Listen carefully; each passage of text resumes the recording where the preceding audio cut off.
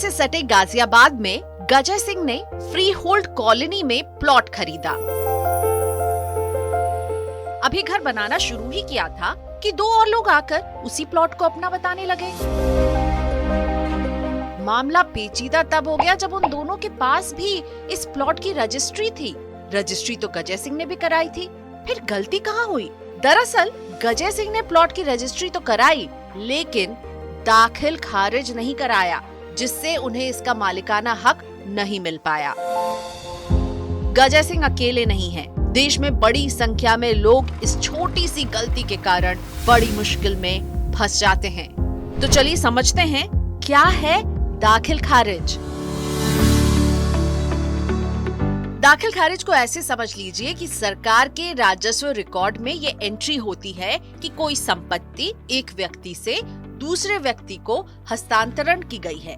इस प्रक्रिया के पूरा होने के बाद ही व्यक्ति को संबंधित भूमि पर कानूनन अधिकार मिलता है। इसलिए कोई भी संपत्ति खरीदने के बाद दाखिल खारिज जरूर करा लें। प्लॉट का दाखिल खारिज कराने के बाद ठगी की गुंजाइश काफी हद तक कम हो जाती है। आपने गाजियाबाद में वो शांति नगर कॉलोनी वाला मामला तो सुना ही होगा। वहाँ भी तो यही हुआ था। सरकारी जमीन पर शांति नगर कॉलोनी बसा दी गई। बाद में से तोड़ने के लिए नगर निगम की ओर से नोटिस जारी कर दिए गए। ये तो महज बानगी है। एनसीआर में इस तरह की दर्जनों कॉलोनियां चिन्हित की गई हैं, जो अवैध रूप से बसाई गई हैं। सरकारी भू अभिलेखों में अपने नाम जमीन हस्तांतरण होने के बाद इस तरह की आशंकाओं से काफी हद तक बचा जा सकता है। तो गजय सिंह ने क्या सीखा? दाखिल खारिज होने के बाद अगर संपत्ति का कोई भी पूर्व मालिक फर्जी तरीके से जमीन को बेच देता है तो आप कानूनी लड़ाई लड़ सकते हैं। दाखिल खारिज होने के बाद प्रॉपर्टी डीलर एक ही प्लॉट को बार बार नहीं बेच पाएंगे। अगर वे ऐसा करते भी हैं तो आपको नुकसान नहीं होगा।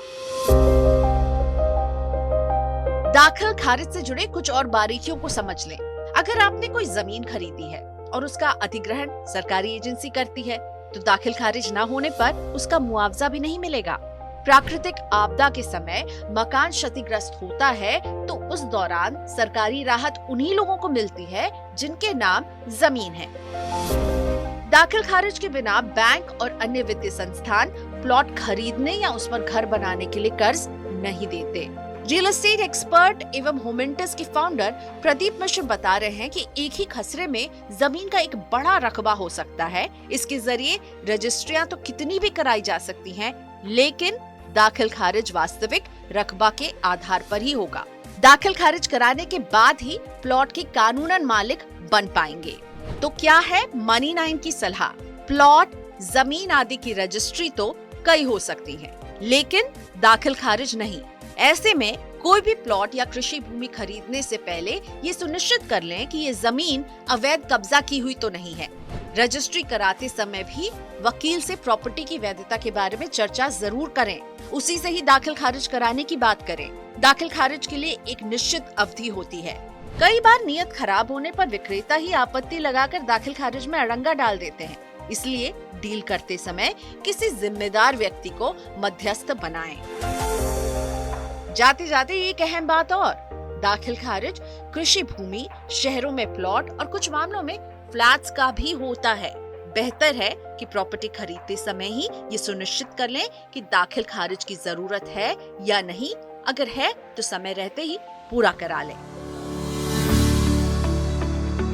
और अंत में चलते चलते क्या है दाखिल खारिज कराने की पूरी प्रक्रिया और ऑनलाइन कैसे चेक करें कि आपकी प्रॉपर्टी का दाखिल खारिज हुआ है कि नहीं?